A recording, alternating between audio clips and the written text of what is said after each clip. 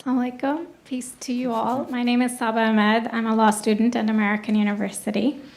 I am here to ask you a simple question. I know that we portray Islam and all Muslims as bad, but there's 1.8 billion Muslim followers of Islam. We have 8 million plus Muslim Americans in this country, and I don't see them represented here. But my question is, how can we fight an ideological war with weapons? How can we ever end this war? The jihadist ideology that you talk about, it's an ideology. How can you ever win this thing if you don't address it ideologically? Frank? Great question. I am so glad you're here, and I am so glad you brought that up because it gives us an opportunity to answer. What I find so amazing is since the beginning of this panel, which we are here about Benghazi attack against our people, not one person mentioned Muslims. We are here against Islam, or we're launching war against Muslims. We are here to discuss how 4 Americans died and what our government is doing.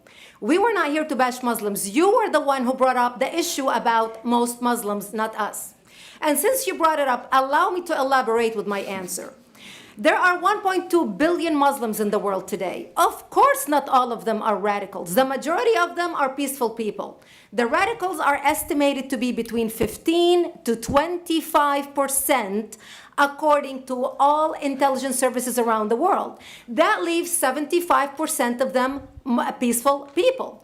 But when you look at 15 to 25% of the world Muslim population, you're looking at 180 million to 300 million people dedicated to the destruction of Western civilization. That is as big of the United States. So why should we worry about the radicals, 15 to 25%? Because it is the radicals that kill. Because it is the radicals that behead and massacre. When you look throughout history, when you look at all the lessons of history, most Germans were peaceful. Yet the Nazis drove the agenda. And as a result, 60 million people died. Almost 14 million in concentration camps. 6 million were Jews. The peaceful majority were irrelevant. When you look at Russia, most Russians were peaceful as well. Yet the Russians were able to kill 20 million people. The peaceful majority were irrelevant. When you look at China, for example, most Chinese were peaceful as well. Yet the Chinese were able to kill 70 million people. The peaceful majority were irrelevant. When you look at Japan prior to World War II, most Japanese were peaceful as well. Yet Japan was able to butcher its way across Southeast Asia, killing 12 million people, mostly killed with bayonets and shovels. The peaceful majority were irrelevant. On September 11th in the United States, we had 2.3 million Arab Muslims living in the United States.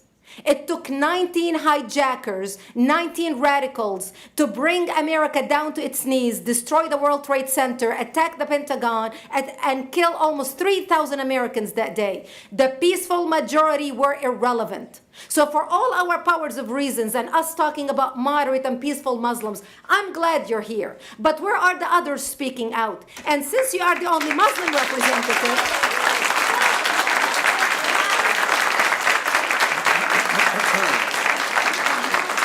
applause till the end.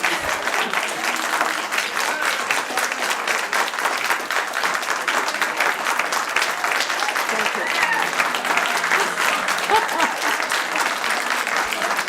Thank you. And since you're the only Muslim representative in here, you took the limelight instead of speaking about why our government, and I assume, are you an American? You're an American citizen. So as an American citizen, you sat in this room, and instead of standing up and saying a question or asking something about our 4 Americans that died and what our government is doing to correct the problem, you stood there to make a point about peaceful, moderate Muslims. I wish you brought 10 with you to question about how we can hold our government responsible. It is time we take political correctness and throw it in the garbage where it belongs and stop calling it fair.